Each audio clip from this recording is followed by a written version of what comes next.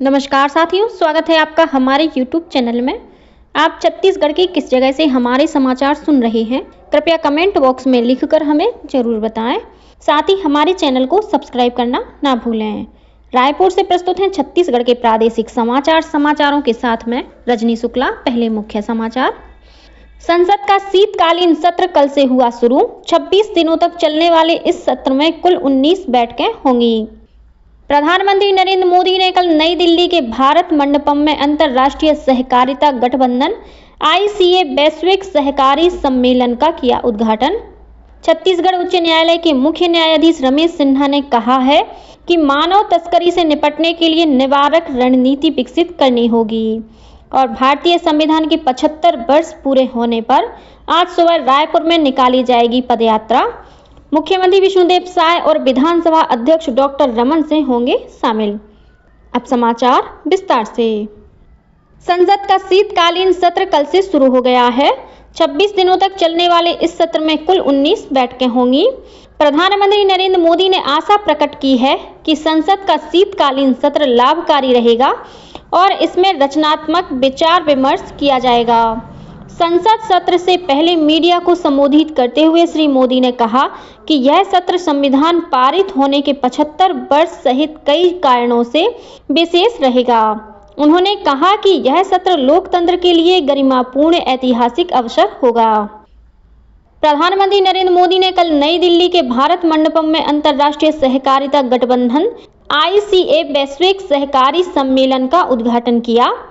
अंतर्राष्ट्रीय सहकारिता गठबंधन ICA वैश्विक सहकारी सम्मेलन और महासभा का आयोजन भारत में किया जा रहा है। वैश्विक सम्मेलन की मेजबानी ICA और भारत सरकार तथा भारतीय सहकारिता अमूल के सहयोग से भारतीय किसान उर्वरक सहकारिता लिमिटेड कर रहा है। भारत मंडपम के 6 दिवसीय सम्मेलन में कार्यक्रमों और चर्चाओं की एक श्रृंखला में विश्व भर की सहकारी समितियां एक मंच पर एकत्र होंगी। यह सम्मेलन समेकित, शांतिपूर्ण और सभी के लिए समृद्ध भविष्य निर्मित करने में सहकारी समितियों की भूमिका तलाशेगा। छत्तीसगढ़ उच्च न्यायालय के मुख्य न्यायाधीश रमेश सिन्हा ने कहा है कि मानव तस्करी से निपटने के लिए निवारक रणनीति विकसित करनी होगी। साथ ही न्यायपालिका को प्रभावी तरीके से कार्य करना होगा। सरगुजा जिले में न्यायिक अधिकारियों के डिविजनल सेमिनार को वर्चुअली संबोधित करते हुए मुख्य न्यायाधीश ने कहा कि मानव तस्करी इस क्षेत्र के लिए ज्वलंत मुद्दा है। मानव तस्करी एक गंभीर अपराध और समाज के लिए कलंक है। उन्होंने विश्वास व्यक्त किया कि सेमिनार इस विषय में लोगों के ज्ञान को बढ़ाएगा। मुख्य न्यायाधीश ने कहा कि तेजी से डिजिटल होती दुनिया में तकनीकी ज्ञान और समझ बहुत ही महत्वपूर्ण है और तकनीक में दक्षता विकसित कर न्यायिक अधिकारी अपने संसाधनों का पूरा लाभ उठा सकते हैं।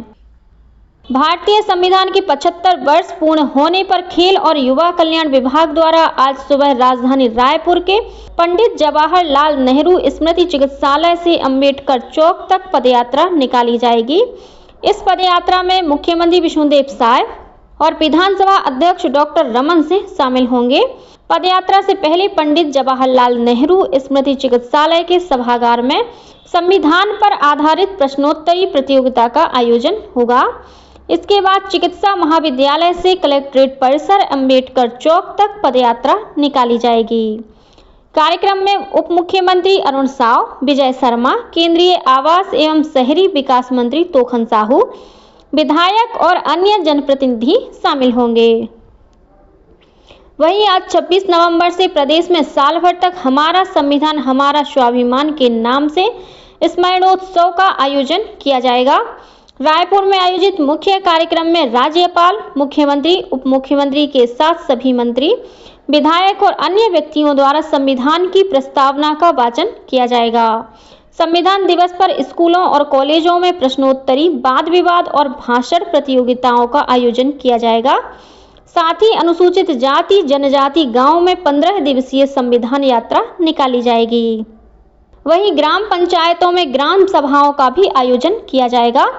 संविधान दिवस पर आज सुबह 11 बजे से छत्तीसगढ़ के ग्रामीण क्षेत्रों में बनाए गए अमृत सरोवर स्थलों में भी संविधान की प्रस्तावना का वाचन किया जाएगा। इस बीच कांग्रेस ने आज 26 नवंबर से अगले वर्ष 26 जनवरी तक राष्ट्रव्यापी संविधान रक्षक अभियान शुरू करने का निर्णय लिया है। स्वास्थ्य मंत्री श्याम बिहारी जायसवाल ने कल मनेंद्रगढ़ के रतनपुर, बरदल, खंडगवा और बड़ा बाजार धान खरीदी केंद्रों का निरीक्षण किया। श्री जायसवाल ने केंद्रों में धान खरीदी प्रक्रिया का अवलोकन किया, साथ ही किसानों को मिलने वाली सुविधाओं का जायजा लिया। इस दौरान श्री जायसवाल ने समितियों में धान बेचने आए किसानों को माला पहनाकर और श्रीफल देकर सम्मानित भी किया। स्वास्थ्य मंत्री ने केंद्रों का निरीक्षण करने के साथ ही समिति प्रभारियों को निर्देश देते हुए कहा है कि किसानों से 21 क्विंटल प्रति एकड़ की दर से ही धान खरीदी की जाए। उन्होंने कहा कि 21 क्विंटल से कम धान खरीदी की शिकायत मिलने पर समितियों पर सख्त कार्रवाई की जाएगी। राष्ट्रीय शिक्षा अनुसंधान और प्रशिक्षण परिषद NCERT द्वारा प्रस्तावित राष्ट्रीय परख सर्वेक्षण NAS 4 दिसंबर को देश भर में आयोजित किया जाएगा। इसका उद्देश्य राष्ट्रीय शिक्षा नीति के तहत बच्चों के समग्र शैक्षणिक प्रदर्शन के मूल्यांकन से संबंधित मापदंड स्थापित करना है। इस बार सर्वेक्षण कक्षा तीसरी, छठवीं और 9वीं के छात्रों पर केंद्रित होगा, जो उनकी पिछली कक्षाओं में अर्जित दक्षताओं पर आधारित होगा। परीक्षा में प्रश्न OMR शीट के माध्यम से बहुविकल्पीय प्रारूप में होंगे। यह सर्वेक्षण बच्चों की दक्षता के आकलन के साथ ही राज्यों की शैक्षणिक रैंकिंग में भी महत्वपूर्ण भूमिका निभाएगा। प्रवर्तन निदेशालय ED ने महादेव ऑनलाइन सट्टा ऐप मामले में रायपुर जिले में आरोपियों की 19 जगहों की लगभग 200 एकड़ जमीन को सीज कर दिया है। इस संपत्ति का बाजार मूल्य करीब 500 करोड़ है। ED ने अभनपुर और रायपुर तहसील के अंतर्गत आने वाली इन संपत्तियों की खरीदी बिक्री पर रोक लगाने के लिए पंजीयन कार्यालय को पत्र लिखा है। इस बीच महादेव सट्टा मामले में राजधानी रायपुर के एक दवा कारोबारी को ओडिशा पुलिस ने गिरफ्तार किया है। बीती रात ओडिशा की कटक पुलिस की टीम रायपुर पहुंची और कार्रवाई को अंजाम दिया। पुलिस के अनुसार आरोपी कारोबारी अश्विनी पाल के बैंक खाते से करोड़ों रुपए के लेन देन का खुलासा हुआ है। गिरफ्तारी के बाद आरोपी को रायपुर की कोर्ट में पेश कर कटक पुलिस उसे अपने साथ लेकर ओडिशा के लिए रवाना हो गई है। छत्तीसगढ़ PSC घोटाले के आरोपी आयोग के पूर्व अध्यक्ष टामन सिंह सोनवानी और श्रवण कुमार गोयल को कल CBI की विशेष अदालत में पेश किया गया। विशेष अदालत ने दोनों को 13 दिन के न्यायिक रिमांड पर जेल भेज दिया है। मामले की अगली सुनवाई 7 दिसंबर को होगी। राजधानी रायपुर स्थित कौटिल्य अकेडमी संस्थान द्वारा UPSC समेत विभिन्न प्रतियोगी परीक्षाओं की तैयारी करवाने के नाम पर विद्यार्थियों से 18 लाख रुपए की ठगी करने का मामला सामने आया है। सरस्वती नगर पुलिस ने ब्रांच डायरेक्टर और उनकी पत्नी के खिलाफ FIR दर्ज कर ली है। इस मामले में कोचिंग संस्थान के संचालक और उनकी पत्नी फरार हो गए हैं। उनके मोबाइल भी बंद बताए जा रहे हैं। कोचिंग के छात्रों और स्टाफ का कहना है कि शिफ्टिंग का बहाना बताकर कक्षाएं बंद कर दी गई हैं।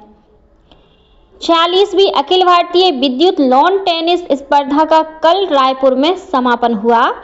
3 दिनों तक चली लॉन टेनिस स्पर्धा में केरल की खिलाड़ियों का दबदबा रहा।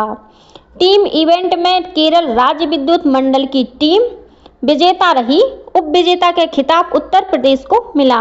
तीसरे स्थान पर छत्तीसगढ़ स्टेट पावर कंपनीज की टीम रही। इस स्पर्धा में छत्तीसगढ़ सहित आंध्र प्रदेश, असम, कर्नाटक, उत्तर प्रदेश, तमिलनाडु, केरल, कोलकाता, तेलंगाना राज्य के विद्युत कंपनियों की टीमों ने हिस्सा लिया।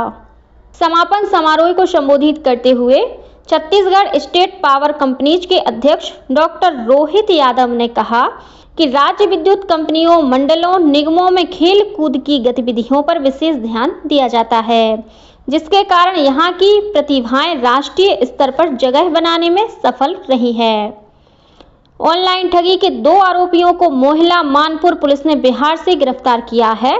अंबागढ़ चौकी निवासी एक व्यक्ति ने अपने साथ 9,90,000 रुपए की ठगी की शिकायत पुलिस से की थी, जिसके बाद बिहार के जमुई से दोनों आरोपियों को गिरफ्तार किया गया है।